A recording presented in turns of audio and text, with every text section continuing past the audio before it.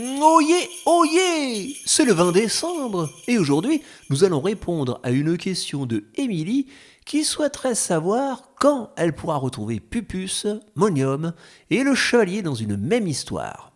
Bon, alors je suis pas censé vous spoiler des histoires à venir, hein, mais pour 2025, c'est pas tout, hein, tout près, on retrouvera effectivement tout ce petit monde normalement dans la même histoire. Et à présent, un petit secret.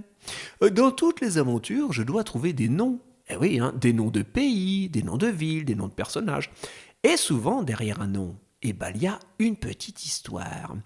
Tout d'abord, il y a les hommages que je rends aux auditeurs qui m'ont suivi en premier.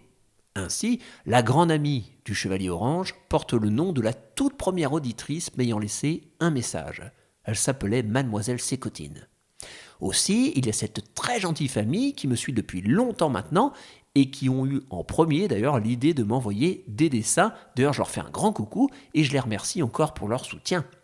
Les enfants s'appelant Ange et Julia, le nom du pays d'Anjulia était tout trouvé.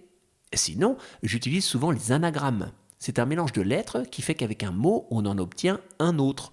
Alors il faut que le mélange sonne bien, donc parfois je rajoute un son ou un accent.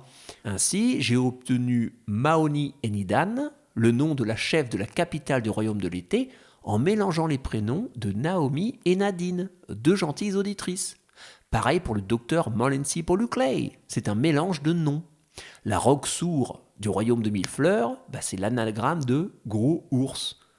Goraden, c'est dragon.